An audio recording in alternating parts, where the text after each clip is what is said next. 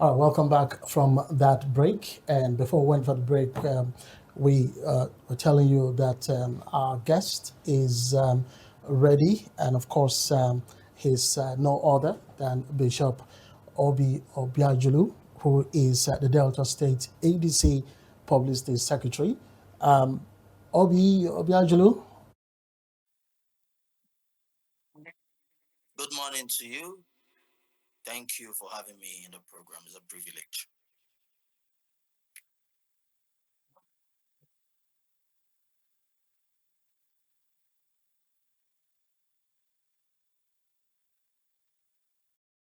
of a party that we want to talk about this morning. Now, it's no news that there is a proposed coalition that is being led by your party, ADC, in collaboration with some other political parties. Now, the first thing I want to confirm is there's one of your member who came from the Labour Party, talking about Peter Obi, who met with the former president of Nigeria, Goodluck Jonathan. There is a rumor making the round right now, so we want to have this clarification from you as a member of the ADC. There is this rumor from the streets, so you can bail us out of this rumor about a kind of combination of Peter Obi and Goodluck Jonathan running for presidency. How true is this?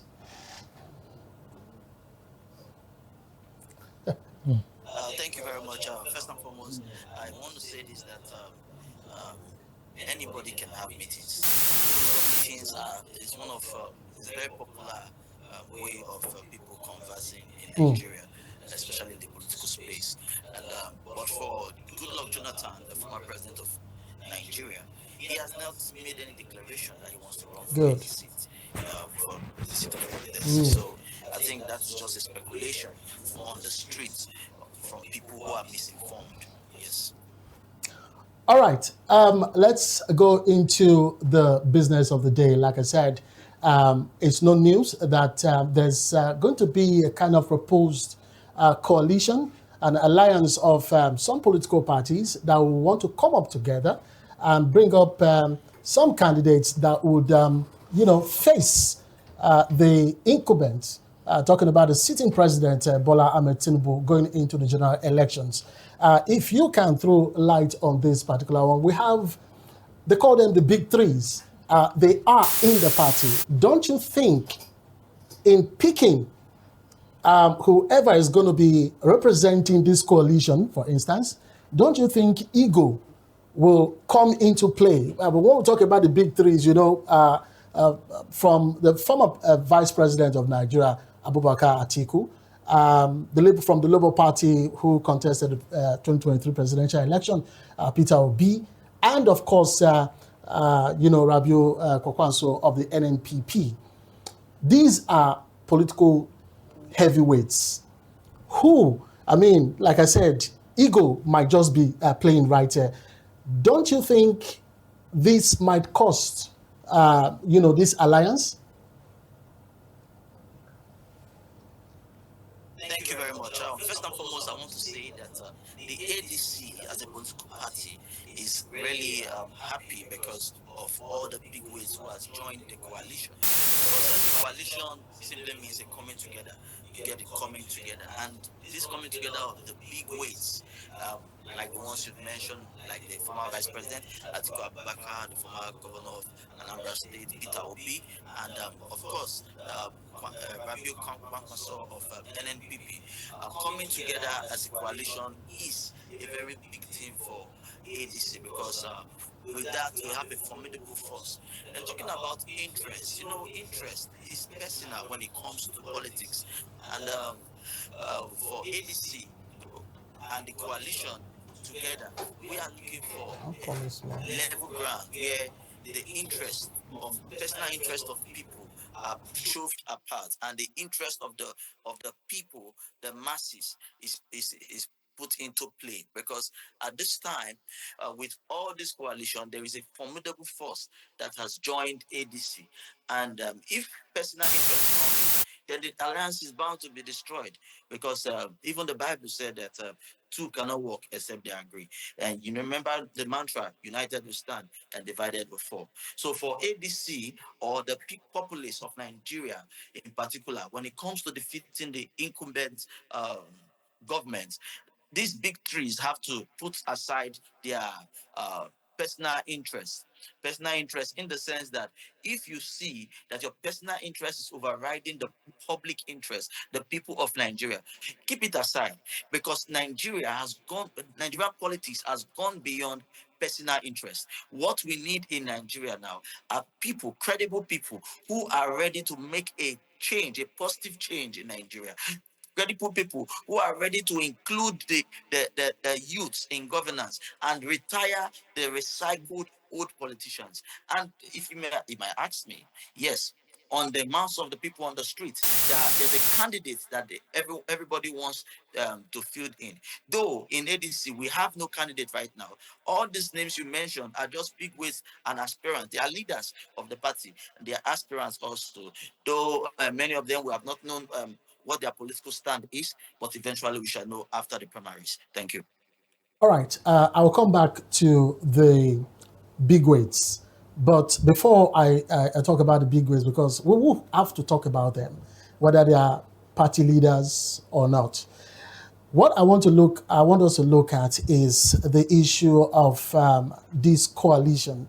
Now, going into the 2015 election, then the PDP was on seat before it was ousted by the APC. Now, given that the APC was formed 2 years before the 2015 election, do you think this current 2026 timeline is sufficient enough for this coalition that you guys are putting up together, especially when to build the necessary grassroots structure across all 774 local government areas is no joke? I mean, do you think this timeline is sufficient enough for this coalition? Yes, first and foremost, I want you to understand that ADC is not a new party. Before now, we have fielded candidates for every election. Bishop, Yes. I'm not talking about ADC itself. I'm talking about the proposed coalition. The coalition. Yes. Yes, you cannot have a coalition without a political party. Okay. A political party is the driving force for the coalition. So when you say coalition, people come together under an umbrella. Are you getting me? Yeah. The umbrella now is ADC. That is why I'm making this reference so that you can understand that the ADC is not a new party, and we have the structures in every local government, in every ward, every unit. We have the structures already before the coalition, and the coalition brought about a formidable force that comes with them. Followers that are coming with these big weights into the party. So the only concern we should be having now is not the timeline. The concern we should be having are the cases that are the litigation cases that are against the ADC based on this timeline that has been given. Yes, that should be the worry. I was going to come to that because you're talking about the legal framework now. Let's also look at Yes. what INEC is saying, because you just talked about some court cases now, legal angle hurdle, given that INEC recently withdrew recognition of certain ADC leaders. Is the opposition putting all its eggs in a basket that might be, legally declared leaky by the 2027 primary season? Now, also remember that these leaders, or members of the ADC and others that will form the coalition, coming together, I think INEC has a legal aspect about this, that before you become a member, there are some certain procedures you go through. Walk us through this particular hurdle. Okay. When you talk about becoming a member of a political party, this is a right. Is a moral right of every Nigerian to belong. Are you getting me? To an association. And when it comes to political parties, there are certain hurdles that you must cross. Truly, number one, registering in your ward.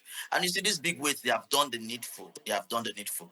The only concerns we are having in the leadership of INEC, ADC, and the tussle of INEC is quite dicey, because from the angle where we are seeing it, if the legal frame doesn't picture, or rather frame us within the time, there's going to be an issue.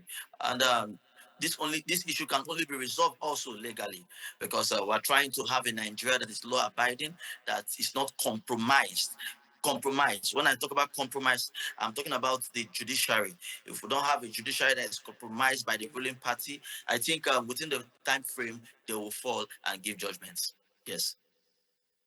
Just to throw light on this particular legal hurdle, with the recently signed Electoral Act of the 2026 that prescribes a 10 million naira fine and potential jail time for dual party membership. That's why I brought that out. And, talking about how the coalition members from the PDP and LP and all of that, will come into the ADC. But like you rightly said, which we have to take your word now, that these heavyweights have done the needful from their own political, from their ward, so to speak.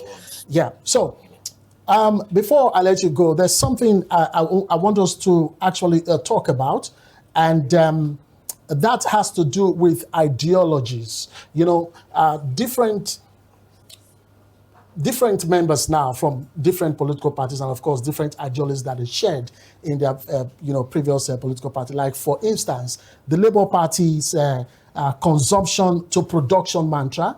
We all knew that one, going into the 2023 election. And of course, PDP's more traditional political approach. I mean, how would the coalition manage these differing ideologies going into the election?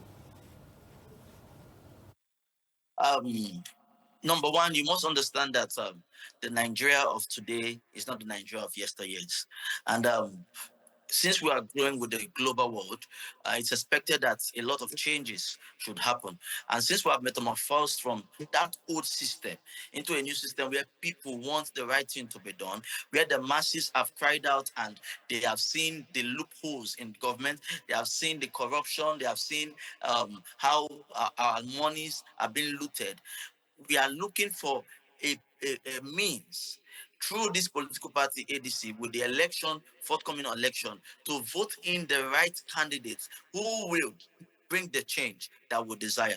Now, this change can be on the mantra that was used by LP, from consumption to production, and it can also be the ones that has to do with the inclusiveness of the youths in governance, or it has to do with repairing in the infrastructures we have, because we have a lot of infrastructures that are supposed to work on our natural resources, and we get good exports apart from oil out of this country.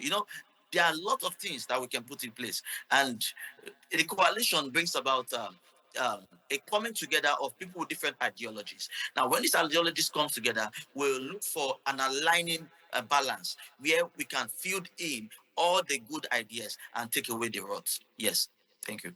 Right.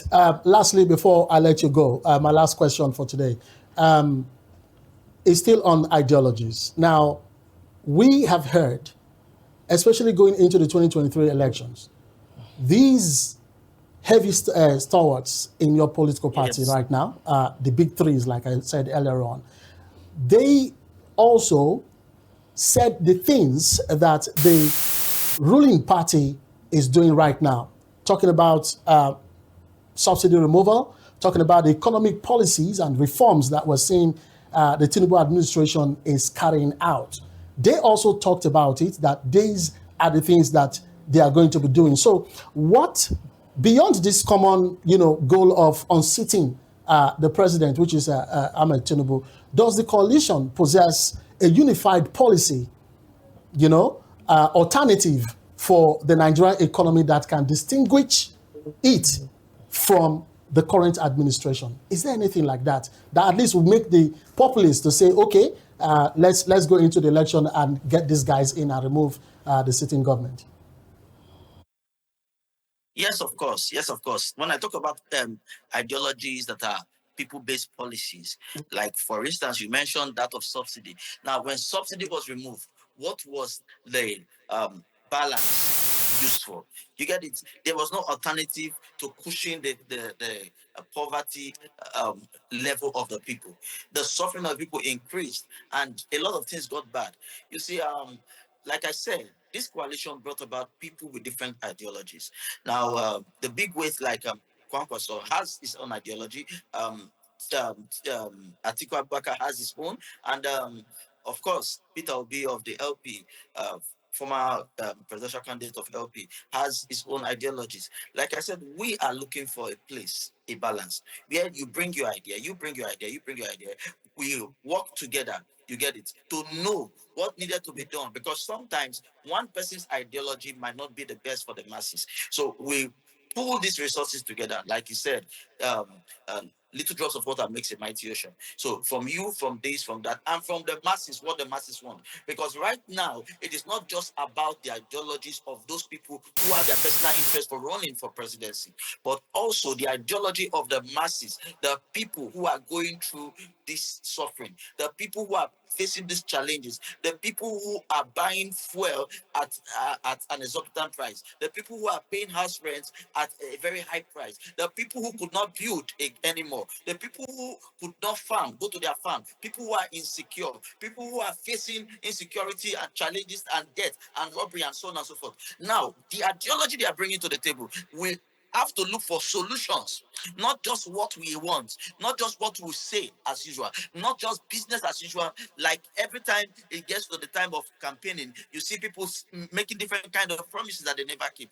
But this time, we are looking for a way, a place where we can have a soft landing, a meeting point, so that whoever we are sending in there, we can hold that person responsible. Are you getting me? For the words he has said, the promises he has given. And I want to tell you that ADC is the credible alternative, and we are going to make sure we field the right candidates. All we are just waiting for is the court ruling. Yes, and it will be fine. Right. Thank you so much, Bishop Obiajulu Obi, the ADC Publicity Secretary, Delta State Chapter. Thank you for your time and for joining us on the show. Thank you very much. God bless you.